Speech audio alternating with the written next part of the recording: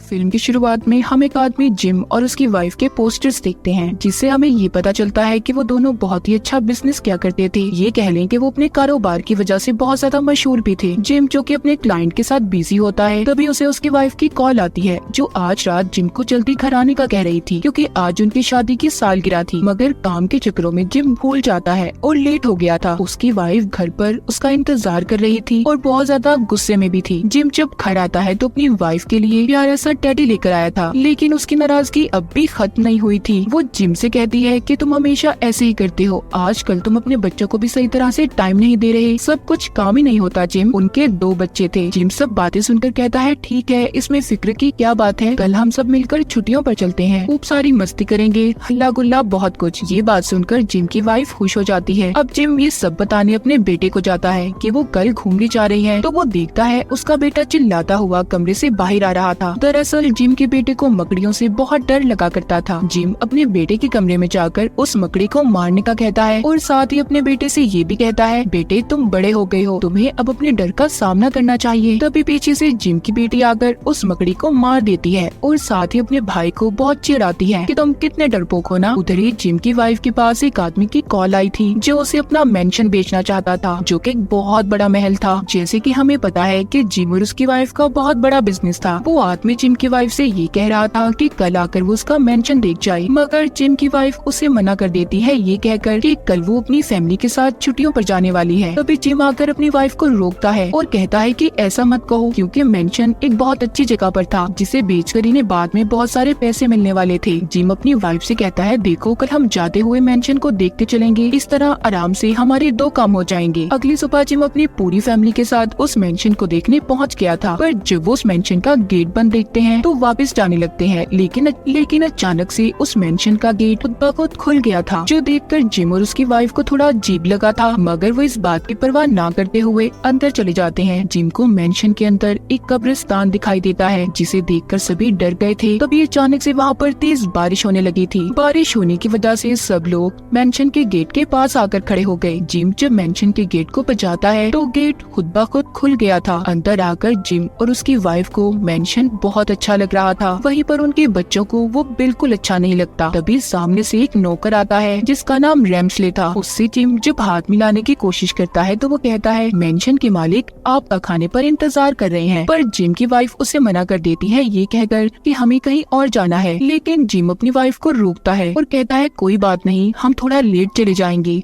अब ये सभी खाने के टेबल पर जाते हैं, जिसको बहुत ही खूबसूरत तरीके से सजाया गया था। वहाँ पर इस मेंशन का मालिक भी था, जिसका नाम ग्रेसी होता है। वो भी जिम से कोई बात नहीं करता, उसका ध्यान सिर्फ जिम की वाइफ पर था। ग्रेसी खाना खाते हुए जिम की वाइफ से काफी बातें कर रहा होता है, जो अब जिम को अच्छी नहीं लग रही थी। वहीं पर इस मेंशन के 2 और नौकर आते हैं, जो इनके लिए खाना लेकर आए थे। तभी वो नौकर रेम्सले खिड़की के पास खड़ा होकर इन्हें बताता है कि आज रात बहुत बड़ा तूफान आने वाला है, आप सबको यहीं पर रुक जाना चाहिए। ग्रेसी भी जिम की वाइफ से यही कह रहा था कि आज रात बहुत खतरा है, आप यहीं पर रुक जाओ। इसके बाद रेम्सले सभी को अपना अपना कमरा दिखाता है। कमरे में आने के बाद जिम की वाइफ उस पर बहुत ज्यादा नाराज हो रही थी। कहती है कि आज हम अच्छा भला अपनी फैमिली के साथ छुट्टियों पर जाने वाले थे, तुम्हारी वजह से हम यहाँ पर आकर फंस गए। मैं इस मेंशन के लिए मना करने वाली थी। इतना कहकर वो बाथरूम में चली जाती है, जिसके बाद उनके कमरे में रेम्सले आ गया था, जो जिम से कहता है कि हमारे मालिक को आपसे बात करनी है, वो लाइब्रेरी में आपका इंतजार कर रहे हैं। इसीलिए वो जिम को अपने साथ लाइब्रेरी में ले आया था, पर वहाँ पर उनका मालिक ग्रेसी नहीं था। रेम्सले जिम को शराब का गिलास पकड़ाकर कहता है,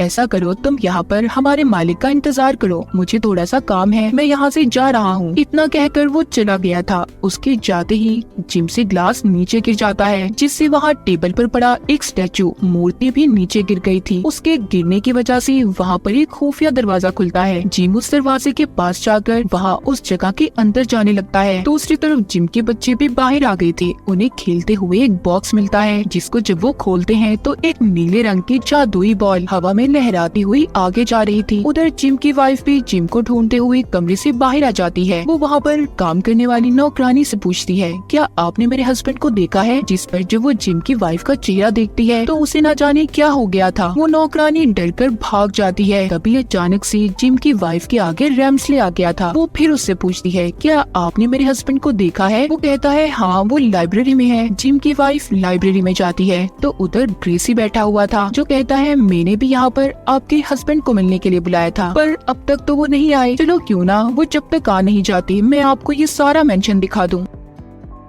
जिम की वाइफ ग्रेसी को मना नहीं कर पाती और उसके साथ मेंशन घूमने चली जाती है, जहाँ पर बातों ही बातों में जिम की वाइफ ग्रेसी से पूछती है कि ये घर इतना खाली क्यों है। वो कहता है कि ये जब से खाली है जब से मेरी मंगेतर ने अपनी जान दी थी। मैं उससे बहुत प्यार करता था, हम दोनों की शादी होने वाली थी और उसने शादी वाले दिन अपनी जान ले ली। इतना बताकर वो जिम की वाइफ को अपने साथ डांस करने का कहता है, मगर जिम की वाइफ उसे मना कर देती है। तभी उसके चारों तरफ भूत आ गए थे जो डांस करते हैं। जिम की वाइफ बहुत डर जाती है। ग्रेसी कहता है, क्या तुम्हें अब भी कुछ याद नहीं है? ग्रेसी बार बार जिम की वाइफ को अपनी मंगेतर का नाम लेकर बुला रहा था और ऐसा क्यों था ये हमें कहानी में आगे जाकर पता चलेगा। मगर जिम की वाइफ को कुछ भी समझ नहीं आ रही थी, इसीलिए वो हाथ छुड़ाकर डर कर वहाँ से भाग जाती है। उधर जिम जो कि खुफिया दरवाजे के अंदर था, वहाँ पर चारों तरफ अंधेरा होता है। वो अपनी जेब से माचिस निकालकर वहाँ पर पड़ी मोमबत्तियों को जलाकर यहाँ वहाँ देखने लगता है। वहाँ पर जितने भी स्टैचू मूर्तियाँ थी सभी जिम को घूर रही थी, मगर जिम का ध्यान उनकी तरफ नहीं जाता। तभी उसे वहाँ पर एक लेडी की आवाज सुनाई देती है। जिम उस आवाज का पीछा करता एक दरवाजे तक पहुँच गया था। वहाँ अंदर जाने पर उसकी मुलाकात एक जादूगरनी से होती है जिसको क्रिस्टल बॉल में कैद किया हुआ था। वो जिम को हवा में उड़ा देती है। जिम बहुत ज्यादा डर गया था और वहाँ से भाग जाता है। दूसरी तरफ जिम के बच्चे उस जादुई बॉल का पीछा करते स्टोर रूम तक आ जाते हैं। वहाँ पर वो एक बहुत बड़ी तस्वीर को देखते हैं जो कि ग्रेसी की मंगेतर की थी। वो बिल्कुल उनकी मॉम जैसी थी, यानी कि जिम की वाइफ बिल्कुल ग्रेसी के मंगेतर की तरह लगती थी। तभी ग्रेसी ने भी उसे कहा था, क्या तुम्हें कुछ याद आया? अब वहीं पर मेंशन के नौकर आते हैं जो जिम के बच्चों को कुकीज देकर यहाँ से जाने का कहते हैं। अब जिम के बच्चे नौकरों से उस लेडी के बारे में पूछते हैं जिसकी इन्होंने तस्वीर देखी थी, यानी कि ग्रेसी के मंगेतर की। तभी वहाँ पर रेम्सले आ जाता है। नौकर उससे डरकर दोनों बच्चों को छुपा देते हैं। जब रेम्सले जिम के बच्चों के बारे में पूछता है तो वो नौकर झूठ बोल देते हैं कि उन्होंने उन्हें नहीं देखा। इधर जिम भी भागता हुआ अपने बच्चों तक पहुंच गया था। उसके बच्चे उसे भी वो तस्वीर दिखाते हैं। जिम सोचता है ये तो बिल्कुल उसकी वाइफ जैसी है। जिम को लगने लगा था कि यहाँ पर कुछ तो गड़बड़ जरूर है। तभी नौकर उसको बताते हैं, यहाँ पर जितने भी लोग हैं वो सब इंसान नहीं बल्कि भूत आत्माएं हैं और हम भी, जो किसी वजह से यहाँ पर कैद हैं। ये सुनकर जिम डर गया था। उसे कुछ समझ नहीं आता कि वो क्या करे। ये लोग अब इस भूतिया मेंशन में फंस चुके थे। तब वो नौकरानी ने बताती है कि आप लोगों को यहाँ से निकलने का हल एक जादूगरनी बता सकती है। ये नौकरानी उस जादूगरनी की बात कर रही थी जो एक क्रिस्टल बॉल में कैद थी, जिससे जिम डर कर भाग कर आया था। ये सब अब उस जादूगरनी के पास जाते हैं और उस तस्वीर वाली लेडी के बारे में पूछते हैं। वो बताती है कि उस लड़की से ग्रेसी की शादी होने वाली थी, लेकिन शादी से एक दिन पहले उसने जहर खाकर खुद को मार लिया। उसने ऐसा क्यों किया अब तक एक राज है, लेकिन इस सदमे को ग्रेसी ने बर्दाश्त नहीं किया और उसने भी अपनी जान दे दी। इसका मतलब ग्रेसी भी मरे हुए लोगों में शामिल था। ग्रेसी की आत्मा थी जो इनसे अब तक बातें कर रही थी। जादूगरनी बताती है कि ग्रेसी ने तुम्हारी वाइफ को अकेले ही आने का कहा था, यानी कि उस दिन जो कॉल आई थी वो ग्रेसी की थी, मगर गलती से तुम और तुम्हारे बच्चे भी यहाँ पर आ गए। अब ग्रेसी को तुम्हारी बीवी में अपनी मंगेतर नजर आती है। वो उससे शादी कर लेगा और अब किसी भी कीमत पर वो तुम्हारी बीवी को यहाँ से जाने नहीं देगा। जिम उस जादूगरनी से पूछता है कि मैं अपनी वाइफ को कैसे बचा सकता हूँ, कोई तो रास्ता होगा ना। वो जादूगरनी कहती है कि तुम अगर अपनी वाइफ को बचाना चाहते हो तो तुम्हें ग्रेसी की मंगेतर की मौत के राज को खोलना होगा कि वो कैसे मरी, जो कि एक बॉक्स में कैद है जिसकी चाबी कब्रिस्तान के अंदर तहखाने में एक कब्र में पड़ी हुई है। तुम्हें जाकर वहाँ से वो चाबी लानी होगी, जिसमें तुम्हारी मदद ये दोनों नौकर भी करेंगे। अब वो नौकर एक भूतिया बग्गी में जिम और उसके बच्चों को बिठाकर कब्रिस्तान में ले गए थे, जहाँ पर वो और भी बहुत सी आत्माओं को देखते हैं। खैर ये तीनों उस तहखाने तक पहुँच जाते हैं, मगर जिम का बेटा अंदर जाने से मना कर देता है क्योंकि उसे डर लग रहा था। इसलिए जिम अपने बेटे को बाहर ही छोड़कर अपनी बेटी के साथ अंदर तहखाने में चला जाता है, जहाँ पर उसे एक कब्र मिलती है, जिसे खोलने पर उसे एक ढांचा नजर आता है। उसके हाथ में चाबी थी। वो जैसे ही उस चाबी को अपने हाथ में लेता है, वहाँ पर जितने भी मुर्दे थे सभी जाग जाते हैं। वो मुर्दे अब जिम और उसकी बेटी के पीछे पड़ गए थे। किसी भी तरह बचते बचाते जिम अपनी बेटी को लेकर बाहर जाने वाले दरवाजे तक पहुंच गया था, लेकिन तभी तहखाने का दरवाजा बंद हो जाता है। अब जब जिम अपने बेटे को दरवाजा खोलने का कहता है तो उसके आगे बहुत सारी मकड़ियाँ आ गई थी, जिनसे वो डरने लगा था। जिम अपने बेटे से कहता है, बेटा डर का सामना करो। ये बात सुनकर जिम का बेटा हिम्मत करके दरवाजे को खोल देता है। अब ये सभी उस जादूगरनी के पास चाबी को लेकर आ गए थे, तो अब वो जादूगरनी इन्हें उस बॉक्स का पता बताती है। जब जिम उसके पास जाता है और उसे खोलता है, उस बॉक्स में से इन्हें ग्रेसी की मंगेतर का लिखा हुआ लेटर मिलता है, जो उसने अपनी शादी से एक दिन पहले लिखा था, जिसमें ये लिखा हुआ था कि मैं ग्रेसी से बहुत प्यार करती हूँ और कल हमारी शादी होने वाली है। मैं बहुत खुश हूँ। उस लेटर को पढ़कर इन्हें ये बात तो पता चल गई थी कि ग्रेसी के मंगेतर ने खुद को नहीं मारा, क्योंकि वो तो अपनी शादी को लेकर बहुत खुश थी। तभी वहाँ पर रेम्सले आ जाता है, जिसे देखकर वो दोनों नौकरों की आत्माएं गायब हो गई थी, जो अब तक जिम का साथ दे रही थी। रेम्सले जिम से कहता है, मैंने सोचा भी नहीं था कि तुम यहाँ तक पहुँच जाओगे। अब जिम उसको ग्रेसी के मंगेतर का लिखा हुआ लेटर दिखाता है और पूछता है कि इसका क्या मतलब है, आखिर सच्चाई क्या है। अब रेम्सले बताता है कि हाँ, मैंने मारा था उसको, क्योंकि हमारे मालिक उसकी खातिर सब कुछ छोड़कर जाने वाले थे। वो लड़की हमारे मालिक ग्रेसी के लिए ठीक नहीं थी, इसीलिए शादी से एक दिन पहले मैंने उसे जहर देकर मार दिया। जिम कहता है, जो भी था, अब मुझे मेरी वाइफ और बच्चों को यहाँ से जाने दो। वो कहता है, नहीं, इतनी आसानी से नहीं। आज रात में तुम्हारी वाइफ के साथ अपने मालिक ग्रेसी की शादी करवाने वाला हूँ, जिसके बाद ग्रेसी तुम्हारी बीवी को मारकर उसकी आत्मा को अपने साथ ले जाएगा। ये सब सुनकर जिम गुस्से में रेम्सले को मुक्का मारता है, मगर वो तो आत्मा थी, इसलिए गायब हो गई थी। जिसके बाद जिम के बच्चों को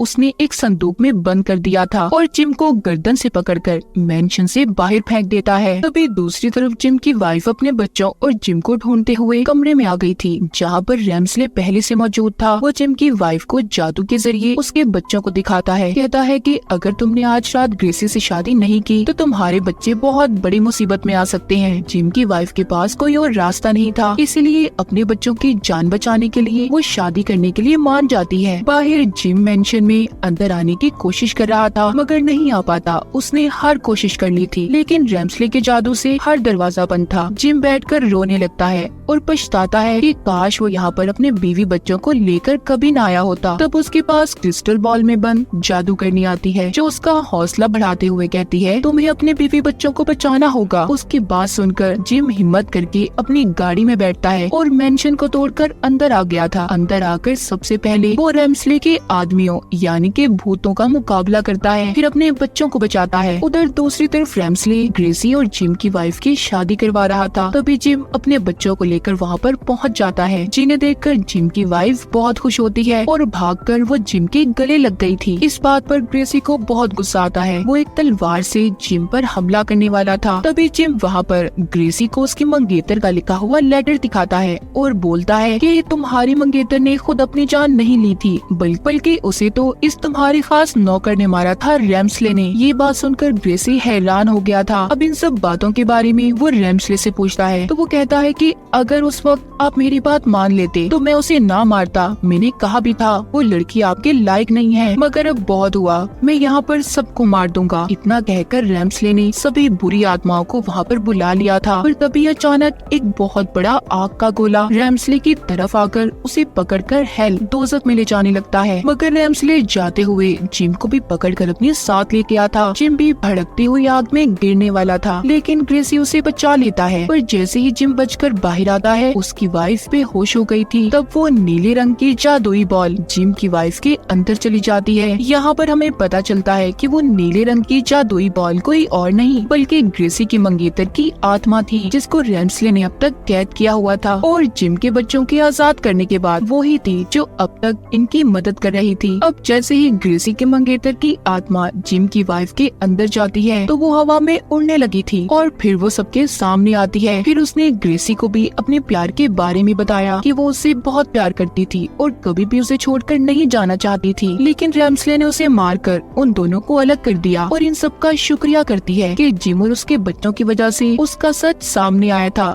वरना उसकी आत्मा कभी आजाद ना होती। ग्रेसी ने जिम को मेंशन के कागजात दे दिए थे और खुद अपनी मंगेतर के साथ आजाद होकर हमेशा हमेशा के लिए हेवन यानी कि जन्नत में चला जाता है। जिसके बाद मेंशन में कैद उन सभी लोगों की आत्माएं भी आजाद हो गई थी जो यहाँ पर कैद थी। जिम और उसके बच्चों की वजह से यहाँ पर कैद आत्माएं आजाद हो गई थी। और इसी के साथ इस फिल्म की कहानी भी यहीं पर खत्म हो जाती है।